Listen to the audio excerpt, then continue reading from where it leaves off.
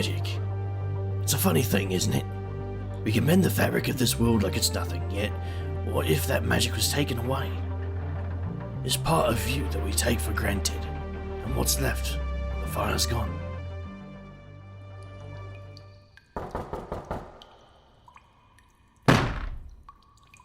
Hello? Anyone there? What are you doing? I'm asking if anyone's here. Why would anybody be here? This is an abandoned Chuck E. Cheese. You never know. There were reports of strange activity in the area.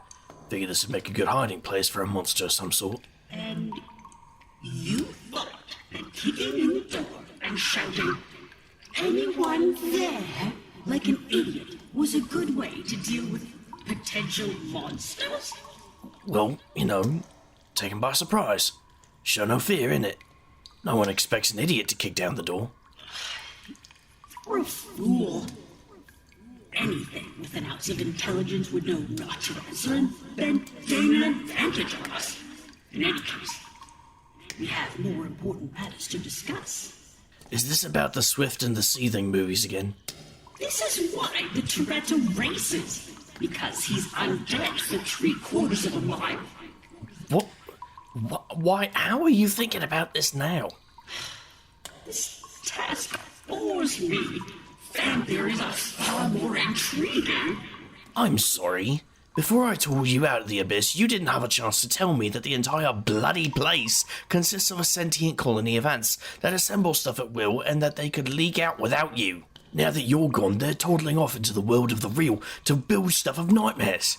So they're off getting ideas from people about myths and monsters, creating a plethora of supernatural threats, and resulting in us having to hunt them down for a tiny little profit. It's weird that you have to explain it out loud to me. Look, I bought you the Swift and the Seething box set, didn't I? That set only has the first 5. By the way, the children's fascination with monsters in the closet is confounding. Why have a monster with massive fangs and massive claws? A predator like that would need only one to eviscerate most prey. You realise that's what we're hunting, right? Seeing that I felt I needed a nightlight and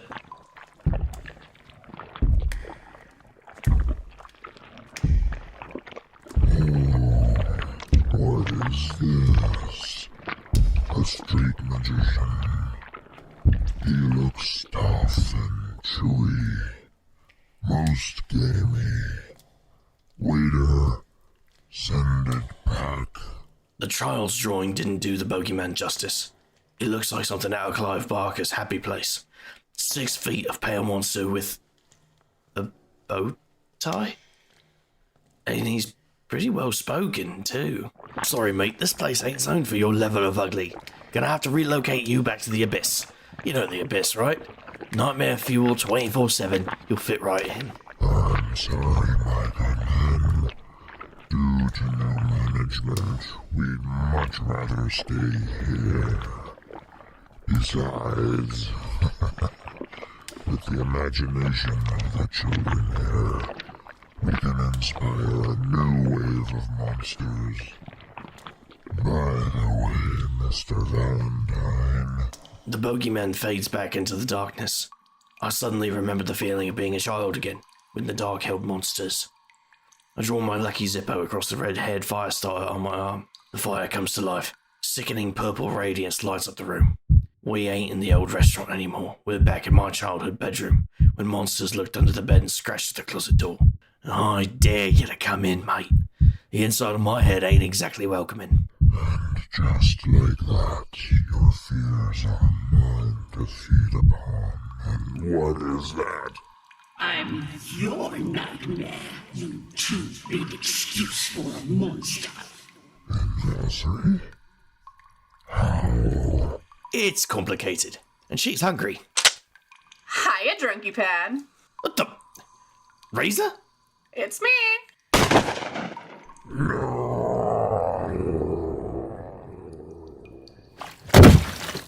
Oh, my supper! What the hell is that thing? He just dissolved when I shot him. It's fallout from the tour of the Abyss. Magical ant colonies taking on the shapes of all our worst dreams. That was the bogeyman you took care of. Seriously? That was the boogeyman? I just ganked the boogeyman. Yes! If 6-year-old me could see me now! Never mind that. Where the hells have you been? You took off after we defeated Invarsary. Barely. Shut up, you. What? Not you. Anyway, now you pop up after 6 months blasting monsters and making out like no time's passed. Wait, you were afraid of the bogeyman? They actually had those when you were a kid? Actually, I was a ghoul, but I still feel 6-year-old me would approve of this. Anyway, Threadripper said you were here on a job and we wanted to come and help out. We? Savvy? Savvy, you aren't listening to me. Ooh, magic. A squeaky voice behind me makes me jump. Behind me, a dark-haired girl with purple tips is tucking in my jacket. She looks like a stiff wind would likely pick her up and blow her away. A pair of oversized goggles magnifies her already bulging eyes. Her unique apparel is rounded out with a set of denim overalls, tank tops, and a set of chucks that looks like someone drew all over them. Reeza, look at his duster. Curious how his power is woven into the fabric itself. It must be a side effect of the abyssal magic he wields. I wonder what would happen if we took off his duster. Is it as vital to him as his head now? Would he even survive? Excuse me? 1, I've got a girlfriend, so back off. And 2, what? Oh, right. Sorry. Samantha Savvy, first member of Reeza's pack. I'm kinda into magic. I've been researching lost magical arts for a few years. Abyssal is one of the styles I've heard of. You know, you're the only person I've known to ever blend abyssal magic with the magical infusion of the inked goddess. You're also one of the only street magicians to become the leader in any city under the Accords. Yes, I was there at the time. Reeza, what is going on? I met Savvy while I was traveling. She was mostly a cook for her pack, but she's dedicated, a quick study, and helped me out of an unfortunate misunderstanding while I was on the road. The Manticore was technically right, you know. Regardless. The siren thing was your fault, too. Anyway, Savvy helped me find something. A new way to go forward. In exchange, I promised I'd help her prove her old pack wrong. So, you're a pack leader now? I feel like I should curtsy or bow. Should I do that, your angstiness? Can I officially call Larissa first pain in my arse? We're celebrating tonight. I'll send her your regards. I imagine so. I mean, I'm sure she's missed you. So has Threadripper, and Zero, and Nyx. Even the great dead detective misses you, and he doesn't even know what a century is. Reeza does something that catches me off guard. She bloody up and hugs me. I feel my ribs arguing against the idea, but I catch the look in her face before she lunges. She's mixed up inside and just grateful for an ally. A friend. I decide that a punctured lung is the price I'm willing to pay. Tell anyone about this, and die bloody. Nobody'll believe me anyways. Just so you know, Flax appointed a new hound. Who's the lucky sucker? Hazel. Figures. She's always scratching around for my position. Is she giving you any trouble? She comes around once a week, asking me where you're at. I say I don't know, she threatens me, I tell her to sod off. It's a working relationship. You know what? I could use a drink. What do you say we visit the last round? The last round? Flack is gonna sniff you out in record time. Flack can go stuff himself. I want a drink. The last round. A neutral shifter bar of the Queen City. It's a magically walled warehouse that looks like, get this, an Iron Gate designer. But if you've got a spark of magic within you, you may pass through the wall and see the truth. It's one hells of a bar, with some of the best supernatural craft brews on the planet. Savvy's eyes widen as she takes in the variety of supernaturals about. A few sirens are getting ready for their show tonight, spinning songs that actually make images dance in front of you. I saw the shadowy silhouette of my duster in their illusion once. The man in the duster was battling a nightmare. It's been 6 months since I entered the abyss, freed Cat from Ninvasari, and gained my new bunkmate. Sometimes it seems like an old legend even to me. Just a place all supernaturals can go? Yep. An old buddy named Griff runs the place. He's turned it into a supernatural neutral zone. Inside the last round is home. Plastic tiki girls are hung inside with care, alongside whatever Christmas decorations Griff had strung up before he didn't bother taking down. I feel the atmosphere dry up as Reeza enters the room. A crew of shifters pick up their drinks and stalk away, muttering under their breaths. I take Savvy by the shoulder and pull her in close between me and Reeza, just in case someone decides to break the rules and start something. Reeza draws her battle vest to the side, just enough to show up the stock of her fabled super shotgun. A surly tank of a man with a beard down to his belt ambles out from behind the bar. Griff. He'd been a boxer before his shifter form woke up, and he became a little too good at the fight. He looks at Reeza, sizing up the girl half his bloody size. Tube suck. Roadkill! Griff bursts out laughing and grabs Reeza in a massive bear hug. I see nothing but her boots and pigtails as the beast of the bartender hoists her up. Deodorant! Don't care. Great to see you gracing the Queen City once more. Not me. You! Oh, sorry about that. Here you go. All right, you lot. You know the rules. You drink under my roof. You keep your disagreements off my grounds. I'm going back to my soaps. Soaps? Days of our afterlives. Don't ask. It's my favorite. Season 73 was so amazing. Come on, let's find a spot at the back. Are you kidding? Let everyone see me. I don't care. What the hell's Reeza? You got a death wish? There's no point in putting off the inevitable. Hey, where's Savvy? We crane our necks around. Savvy's over at a table of vamps quizzing them about something. The vamps are nursing their drinks, trying to ignore her. But how do you talk with those teeth in the way? Do they retract? Do you project a telepathic voice into people's minds? Is there an underground entrance to this bar so you can come and go during the day? Why are you all wearing football jerseys? Savvy! Hey, those guys over there are vampires. Uh-huh. And they hate people asking them questions. Oh, I wonder if that's intrinsic to their vampire nature or a cultural trait. I should go ask them. Sit, Savvy. I see a few tattoos and some fresh scars on you, Reeza. The last 6 months have been an adventure. So, how's your new roommate? Or should I say headmate? Mind buddy? Brain tenant? She's been on her best behaviour. The chains are all holding strong. In exchange for turning on a movie once in a while, she helps me with my casting. It's a good backup to have until Anne figures out some new magical ink into me. Till then, I'm using her tattoos as a focus for my abyssal magic. You looked like an axolotl when you lost your ink. Just all pale and frizzy. Speaking of, how's Anne? She's been busy. Since the abyss spilled out into our dimension, there's been a lot of people who need her help. Me and Thread have been helping out with situations where we can. Boogeyman? Yep. Kid found Anne's shop and told her about the monster in his closet. I tracked him down to his lair and... well, you know the rest. I'm glad you were there in the clinch, Reeza. Back when I was helping with Sanctuary, or fighting to rescue Eris and Threadripper, I felt like I was back on the sea in my pirate days. I didn't answer to anyone but myself and my crew. We fought for those who needed us, without having to worry about the Accords. I think I need that right now. Savvy's offered to share her pack strength with me. And I still got a few scraps of magic from you floating about. Count me in. Whatever I can do. Thanks, Val. You know, you're not a complete self-absorbed a-hole. I'm pretty sure I'm sitting at about 90%. Eris is trying to make me a little less of an a-hole lately. So, the great Valentine, Mr. Lonely and Brooding, is trying a relationship? Maybe next you'll stop dressing like you should be in a comic book. Hey, this jacket's seen me through a lot of trouble. Plus, Eris says I'm cute in it. I'm trying not to picture you and Eris acting mushy. Gah! Griff, another round! For 7. Reeza White Flash. Hazel?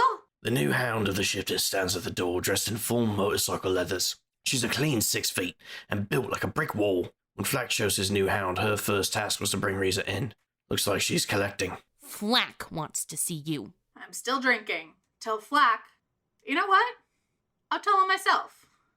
No point going through flunkies. Flunkies? I'm the hound now. Flack chose me himself after you proved unfit for the job. 2 words, Cupcake. Neutral ground. Griff is one of us. You'd think he'd go against the entire pack? He doesn't need to get involved. More than enough for you. I was hoping you'd say that. I catch maybe a second of what happens next. Hazel lands a rabbit punch to Reeza's jaw, sending the shifter to the ground. Reeza howls and gets up again in a heartbeat. The pink-haired brawler grabs our table, swinging it at Hazel like a bat. Hazel releases her beast form, an 8-foot badger with rows of yellow teeth and a nasty gleam in her eye. Reeza launches herself at the badger, throwing a haymaker at the animal. Hazel shrugs off the punch like it was nothing, and proceeds to swing the table back at Reeza. Low sends her crashing through the window out into the street. Table and Badger in hot pursuit. I dash outside, already rolling up my sleeves to give access to my tattoos. Hazel has abandoned the table and is slashing at Reeza with long, terrifying claws. Reeza dances backwards like a prize fighter, slipping on a pair of leather gloves, grimacing against whatever bones she's likely had cracked from the fight. She slams the gloves together as Hazel readies for round 2. Time for a little rebellion! A set of metal strands slither out from between the stitches of the leather gloves, forming a vicious set of gauntlets. She lands a vicious uppercut and sends Hazel reeling back. Before she can recover, Reeza grabs her by the scruff and slaps the Badger into the brick wall of the building. The Badger swings a wild elbow back that breaks Reeza's grasp on her, as I finally remember what I'm doing out here. Alright, that's enough! I call forth my inked wings, intending to shield Reeza from Hazel and hopefully buy Griff enough time to get his ass out here and officially stop the brawl. Instead of the wings I'm used to, my spell produces something like a set of bat wings with cruel edges and razor-sharp points. Still has the desired effect though. Hazel realizes she's now facing me and Reeza together. Her Badger form wavers and vanishes. This isn't done. Packless shifters have no protection under the Accords. Flack can call you in when he wants to. Black knows me well enough to know what I think of the Accords. Pretty sure you're done here. If you want round 2, don't let me stop you, but I doubt you're up for the 2 of us. Fine. Just know that she and her pack are outsiders in this city. As long as I am the leader of the street magicians, I offer Reeza and hers sanctuary. You and Flack can take that up with Madeline. Hazel looks ready to throw down with me now, but Griff steps out of the bar with a mean-looking iron war club. He doesn't need to say a word. The fight is well and truly over. Hazel stalks away. Thanks, Griff. Could have taken her, but... Tubes suck. I love you like a long-lost daughter, but I can't have you bringing violence to my place of business. I had no idea she would... You didn't. You knew what would happen if you showed your face to a bunch of drunk shifters. Okay, maybe I wanted to stake my claim. Let Flack know I wasn't scared. I can respect that. But until you come to terms with Flack, there's no place for you at the last round. I understand, Griff. Make your peace, Reeza White Flash. Whatever shape that peace may take. You're banned too, Valentine. What? Why me? What did I do? What don't you do? Griff turns and ambles back to his bar, kicking at a few shards and glass and wood on the way in. The place shimmers in front of her eyes, reverting to an ironworker's warehouse. Savvy places a consoling hand on Reeza's shoulder. Yeah? Boss, we got a problem. Hey, look at that, we match. Does yours involve a giant murderous badger and a ferret shifter with metal boxing gloves? Sorta? Maybe. Not really. That's really specific. Mads is hiring us to investigate an attack. A shifter and a tech pixie. Both are... You need to see it. They're being treated at Sanctuary. I'll clean up here and get moving. Aye, aye, boss. Meet you at Sanctuary. You okay, Reeza? Kinda expected you to call on your bigger, more ferrety half. I don't have it. What? You mean shifters can lose their other half? Did you check the last place you left it? Something happened when we went to the Abyss. My other form just isn't there. I can't shift anymore. I'm sorry, I didn't even know that was possible. Well, whoop-dee-doo, you learned something new today. I guess it explains the knuckle dusters. You can thank Savvy for that. She taught me another way to call out my magic. It's like Nyx's ability to manipulate the void. The magic comes from borrowed strength. Other supernaturals lend me their power, and my shifter magic lights the spark. Reeza, I'm sorry. Valentine, shut it. Our friends were in trouble. If the cost to get them back is my animal body, I'd pay it again in a heartbeat. There's more to me than just my magic. You really grew while you were on the road. You almost seem respectable. I also miss the way Larissa's, Nope, not gonna listen to that. We've gotta hurry over to Sanctuary and check on something weird. You coming? You think you could stop me? Me, Reeza, and Savvy arrive at Sanctuary. It's run by Nyx, one of the most respectable blokes I've had the pleasure of fighting beside. Threadripper's pacing back and forth outside Nyx's improvised medical wing. Boss! Reeza! Sweet motherboards are back! I missed you! Book club totally hasn't been the same without you. Don't talk about book club. Oh, wait! I'm already busted on that, aren't I? Yeah. I missed you too. Ripper, maybe you should take Reeza and Savvy to the mess. I'll see what I can suss out here. Threadripper practically drags Reeza off to grab a cup of coffee and talk. Inside the makeshift recovery room, 2 victims are laid out on cots. One's a tech pixie, but she doesn't look anything like any pixie I've ever seen. They're usually bursting at the seams with magic. Even if you don't have a true sight spell to measure their aura, they almost look like they're glowing. The young one is grey and wrinkled, like a strip of jerky that's been left too long in the sun. The other is a shifter girl who stares at the ceiling, whispering something under her breath. Her eyes track me as I walk into the room, but I can't be certain she's looking at me. Hello there. My name's Valentine. Threadripper said you two needed to speak with me. Something attacked us. Said it was hungry. Where did this happen? My apartment. It came in through the window. What was it? Did you get a look at the thing? A marionette. A marionette? Like a puppet? No. It was more like a storefront dummy. Its face was blank. But it was glowing like neon. It grabbed us. Its hand was cold. Here, let me take a closer look. I scratch my power symbol tattoo on my wrist and awaken my true sight. The magical world reveals itself to me, just beneath the surface of what we all get to see. Through that, I can see the flow of magic through everyone. In the next room over, I can see Savvy's animal body wrapped carefully within her own magical aura. Reeza's aura looks strange. Instead of one magical force bound within her, she's got several now. Just none of her ferret body. I try to read the magical aura from the shifter or the pixie, but they're as magically awake as a doorknob. Even with their magic depleted, everyone's got that spark within them. These two don't even have that. Was that even possible? I've never seen a pixie turned into a living mummy, and even the shifter seems broken. Like the fight in her eyes is gone. I've never seen a shifter without that anger. This is not good.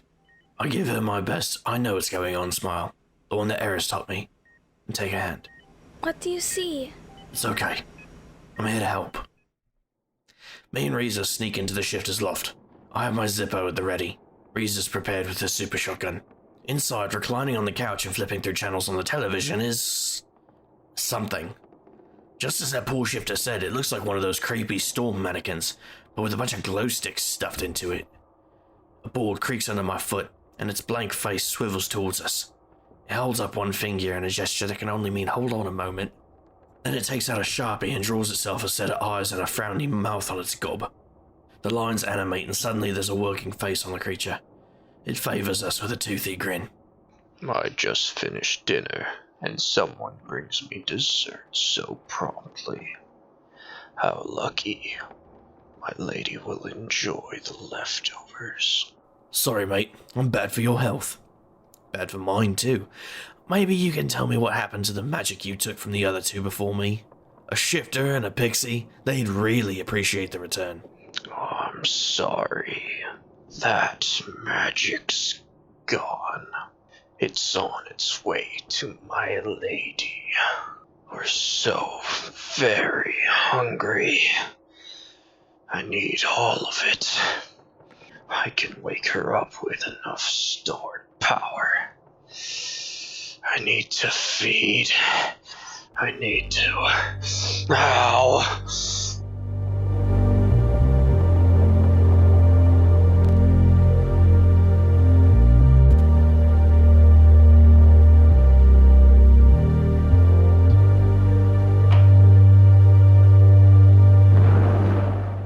You have been listening to the Graveyard Tapes, Outcast, Part 1, written by Dustin Gray and Aidan Morgan, edited by Angela Dumalak and Nikki Ewert, with the voices of Pam Torgrimson as Sycorax, Chase Hunter as Valentine, Nikki Ewert as Invasri, Robin as the Bogeyman, Caitlin Sinnott as Reeza, Casey as Savvy, Devin Bars as Griff, Christine as Hazel, Corey as Leech, Eden as Shifter Victim, and Casey as Pixie Victim.